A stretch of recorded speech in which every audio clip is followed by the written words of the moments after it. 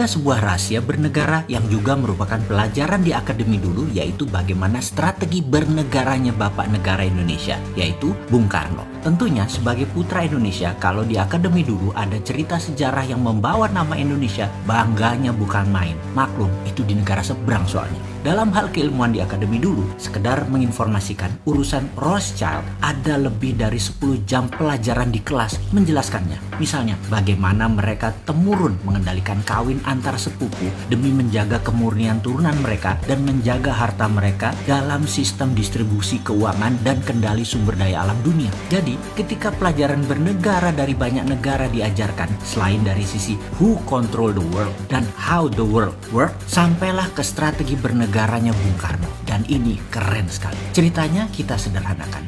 Di dalam membuat mineral 99,9%, misalnya emas, platinum, perak, itu prosesnya dari gunung, batuan atau tanah, diambil, diproses tambang, dimasukkan smelter, di refining, jadilah metal murni. Metal murni dari mineral tambang. Proses membuat 1 kg emas dengan 1 ton emas ya sama saja mata rantainya. Disinilah kejeniusannya Bung Karno dimulai. Dia merasa mengapa harus menunggu mineral metal itu ada dulu baru kita manfaatkan sebagai alat jual beli metal atau alat tawar, dijadikan underlying terbitnya mata uang atau currency. Oleh Bung Karno apa yang dilakukan? Data di gunung, dihitung cost accountingnya, maka diperkirakan misalnya dengan kecepatan 10 tahun nantinya akan dapat 1000 ton emas misalnya. Maka ketimbang nunggu 1000 ton itu ada, rupiah di print saja senilai 1000 ton emas sekarang, di mana modal untuk membuat 1000 ton emas tersebut mulai dari mining proses hingga pemurnian refining katakanlah 30%-nya. Lah, gunungnya gunung sendiri ngapain dibayar? Karena itu harganya cuma 30%.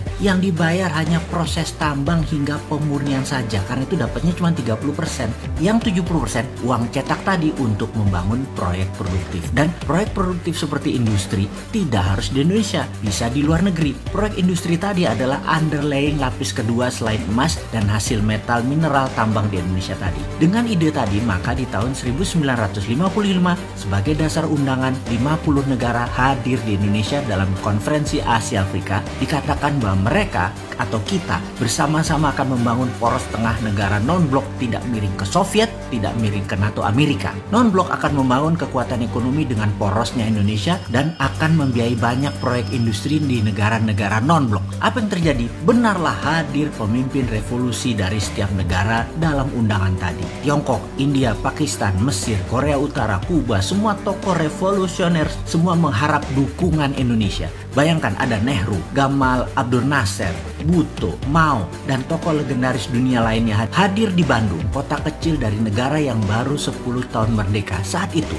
ide jenius Bung Karno mempesona dunia. Indonesia akan membiayai negara non-blok ekonominya tadi. Ternyata, Bung Karno hanya pemikir tunggal atau pemikir sendirian. Di dalam negeri, dirongrong kelompok-kelompok yang ingin berkuasa seperti kaum nasionalis, kaum sosialis, komunis, terus berada di sekeliling Bung Karno untuk dapat mempengaruhi kebijakan politik Bung Karno. Kaum Nasakom itu dirangkul oleh Bung Karno. Inilah yang membuat gonjang-ganjing politik nasional kala itu. Di dunia, kekuatan diplomasi dan manuver rupiah sebagai kekuatan ekonomi belum digarap sempurna. Geoekonomi belum tergarap cantik. Jadinya, beliau selesai dengan kudeta cantik di tahun 1966 yang selanjutnya sahabat tahu ceritanya. Pelajaran sejarah di akademi berhenti di cerita tersebut. Namun dunia tidak berhenti di situ. Tiongkok mengambil ide Bung Karno. Mereka tanpa jaminan sumber alam mineral metal berani melawan hegemoni negara superpower di tahun 90-an, di mana Amerika lagi fokus di Timur Tengah untuk mengambil energi minyak dan gas. Tiongkok printing renminbi berdasarkan industri dalam negeri. Dalam 20 tahun underlying mereka kuat dan mulailah ekspansi ke luar negeri, meminjamkan renminbi cetakan yang banyak ke negara luar